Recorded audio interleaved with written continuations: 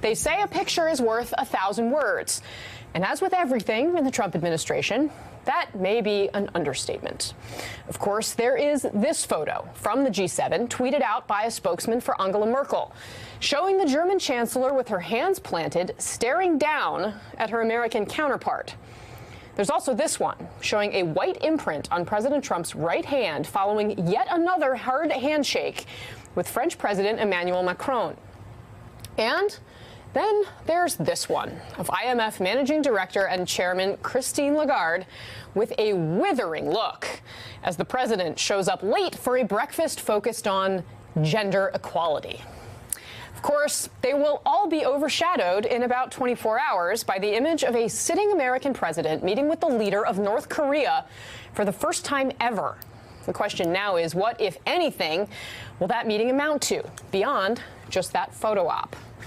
With that, I want to welcome in my panel. Joining me on set, national political reporter for Axios, Jonathan Swan, former Deputy Assistant Secretary of Defense and MSNBC national security analyst, Evelyn Farkas, political reporter for the New York Times, Ken Vogel, and joining us all the way from Singapore, a friend of the show and Pulitzer Prize-winning White House bureau chief for The Washington Post, Philip Rucker. Phil, I want to start with you since you are on scene, the site of all of the action. I've been enjoying all of the Instagrams that everyone is sending of the J.W. Marriott press file in Singapore. I want to read, though, from your piece in The Washington Post about this upcoming summit. You write, and I thought that this was a really on-point frame, quote, one is a septuagenarian American president. The other, a millennial North Korean dictator. But each has nuclear weapons and mixes taunts and tributes to keep the other one off balance.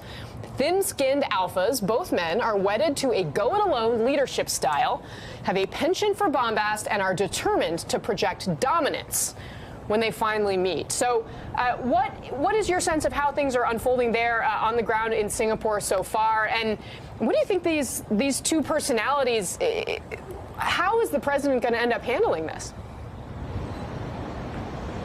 Yeah, Casey, well, they've both arrived here in Singapore last night. It's now morning, Monday morning. President Trump is scheduled to be meeting with the Prime Minister of Singapore later today, and then, of course, on Tuesday with Kim Jong-un. And they've been sizing each other up for months, really for years. Kim Jong-un and the North Korean delegation have been studying Donald Trump, the history about him, the art of the deal, sort of understanding his personality. Trump is doing the same about Kim. I think Trump sees this very much as a clash of personalities, as an opportunity to size up the North Korean dictator, something no American president has been able to do face to face.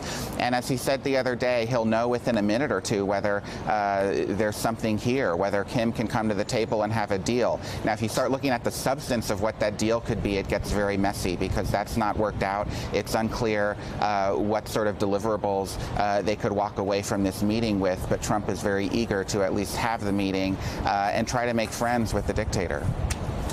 Phil, is there a view that there may be any risk for the president in simply having this photo op?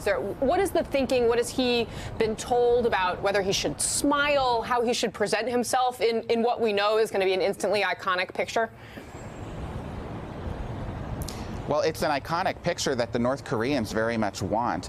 For them, this is an achievement in and of itself, getting an audience with the president, putting Kim Jong-un on equal footing with the American commander-in-chief, and it'll be used in propaganda back home by the North Koreans to show Kim as garnering respect around the world. And so the danger for Trump is that he's giving Kim something simply by shaking his hand and meeting him.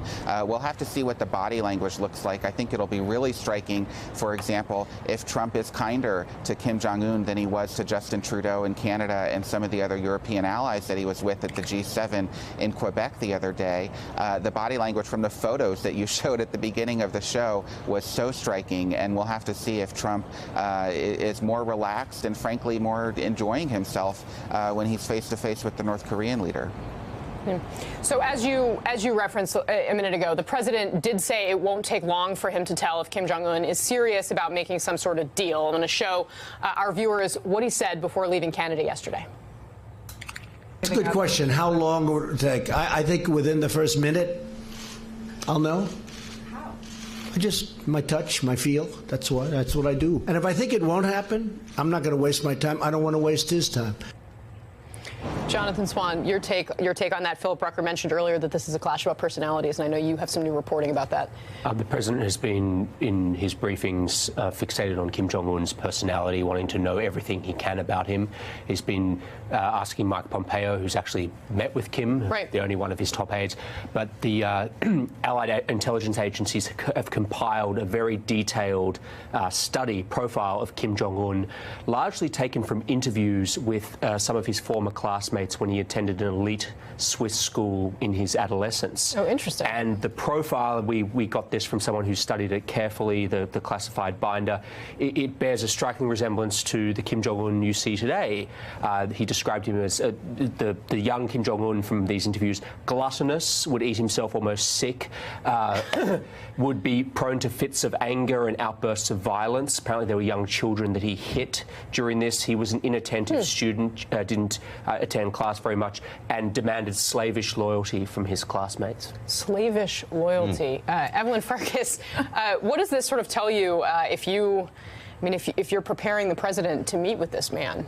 I mean, first of all, it's not surprising because this is the guy who had his brother killed and his uncle killed. So anyone who would be any kind of threat to him and his power has been eliminated. You know, we understand he's a pretty ruthless guy. Although he said that it's not military force. His father had military first. Mm-hmm. He's saying economy first after we get our nuclear weapons. He wants a McDonald's. Program. Yes, I know. So we can and that he has in common with the president, with our president, of course, because our president loves hamburgers. And I guess he likes McDonald's. I can't remember if that he was does. the filet of type fish, that he though. hates. When he's being healthy. Sometimes without the bread, actually. Like Corey Lewandowski. But I mean, I think if he's smart, he will study our president, Kim Jong-un, and just butter him up. He has 1 minute to butter him up.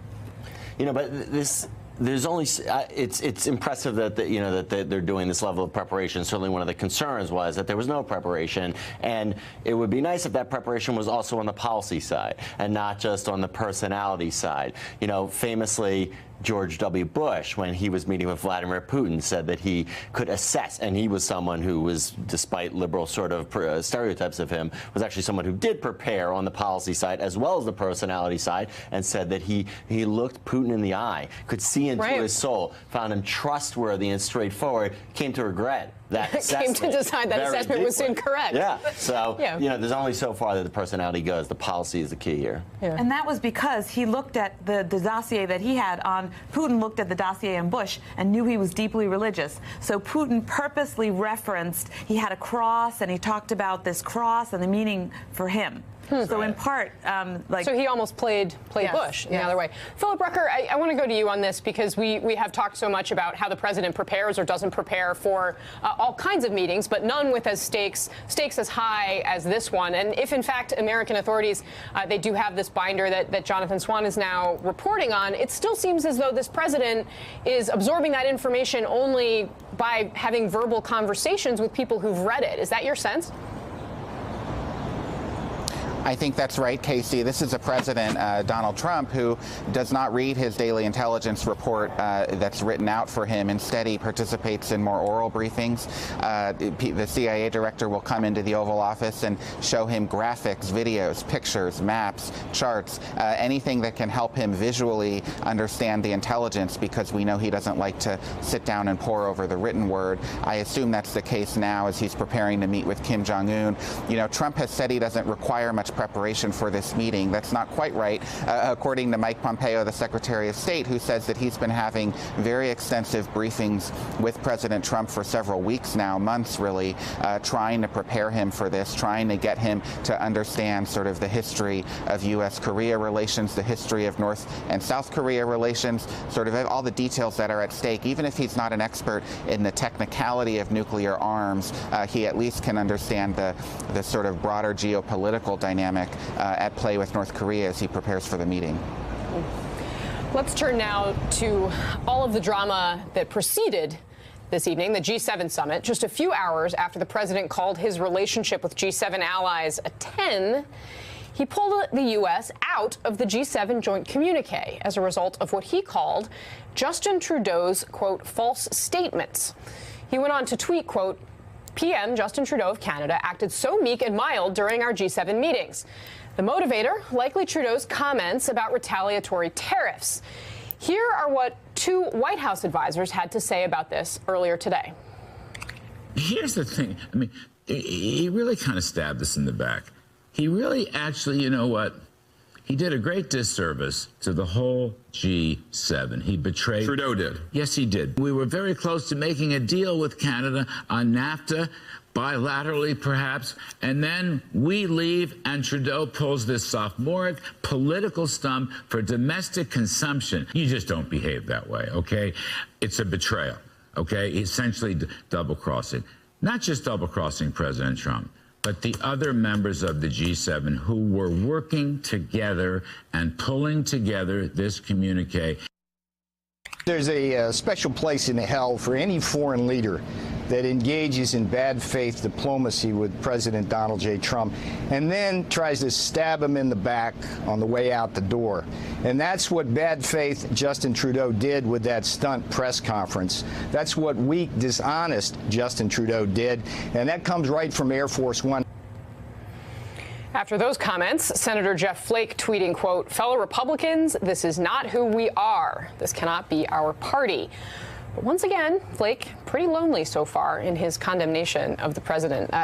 Ken Vogel, how much self-awareness is there here? Yeah, I mean, the tweets from Trump minutes after leaving this setting, calling out another world leader for being like meek in person and then saying something negative after the fact, and then also the false statements. Trump has actually bragged about bluffing Justin Trudeau on the trade deficit using false statements. So it's pretty rich to see him accusing this foreign leader of doing the same thing that we've seen him do himself. Yeah, Jonathan Swan, I mean, we knew that the president had already caused all sorts of potentially irreversible problems with the Canadian government after making this announcement on tariffs. But the way that this G7 summit concluded, I mean, is it possible? We've seen some tweets from John McCain, for example, that suggest that, you know, someday America's allies will see the Americans who are actually on their side. Is that possible at this point?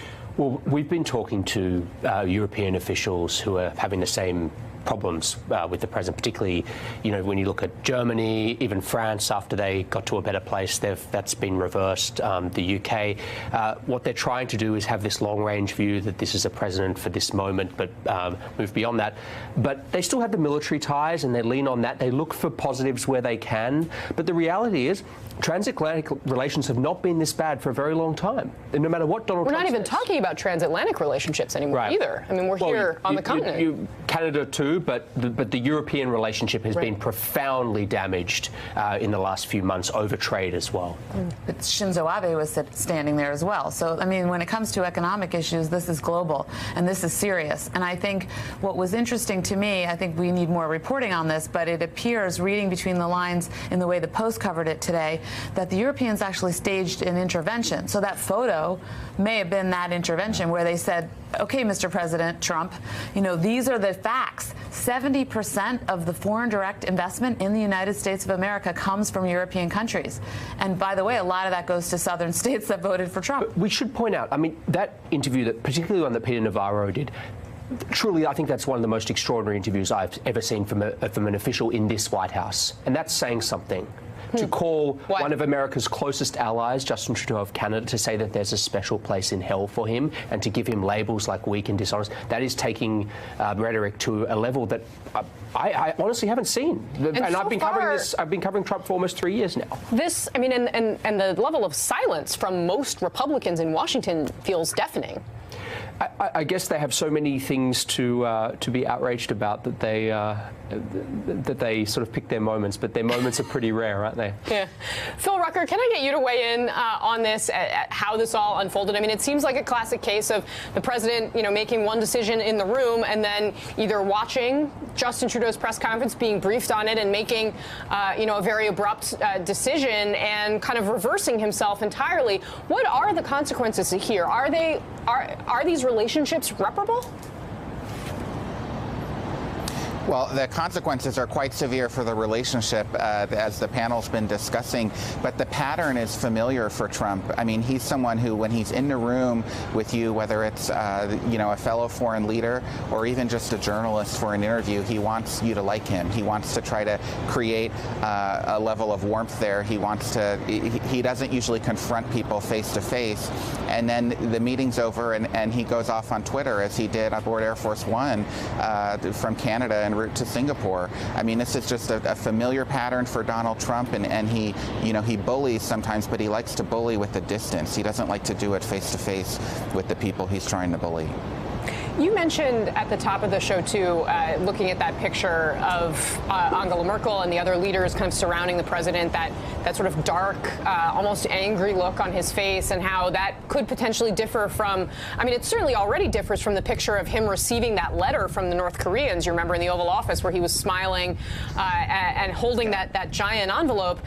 We've talked about this a lot, I know, whether he has an affinity for dictators, but I mean, what is it that explains why he's so hostile in a room with, people that have been allies of the United States for decades, and seems so warm and open to these other people who have been our enemies? Well, he's so open to Kim Jong-un in part because it's his bid for history. Trump, it stuck with him from the first time he sat down with President Barack Obama after the election and before Trump was inaugurated. Obama told him, look, North Korea is the biggest challenge you're going to face in sort of a national security sense around the world, and this was a problem that Obama couldn't fix, the nuclear development in North Korea. And so that stuck with Trump, and it's been a motivating factor ever since. He wants to outdo Obama. He wants to solve the problem that his predecessors couldn't. And so because of that, he's in ultimate salesman mode right now. He wants the North Koreans to like him. He wants the North Koreans to come to the negotiating table with him. He wants them to agree to a deal. And so he's willing to flatter Kim Jong-un. He's willing to, pose for that picture with the big envelope in the Oval Office with a big smile on his face, because he feels like this is his opportunity to do something truly historic as president. Ken Vogel, you want to have a quick last word before we go? Yeah, to your point, Casey, about the warmness towards traditional adversaries and the coolness towards traditional allies, who's loving this tension at the G7 is Vladimir Putin. I mean, his whole goal was to drive wedges between the traditional Western alliances, and he's got that. Yeah. He's meeting with the Chinese and other officials at the Shanghai Cooperation Organization annual meeting. Hey there, I'm Chris Hayes from MSNBC. Thanks for watching MSNBC on YouTube. If you want to keep up to date with the videos we're putting out, you can click subscribe just below me, or click over on this list to see lots of other great videos.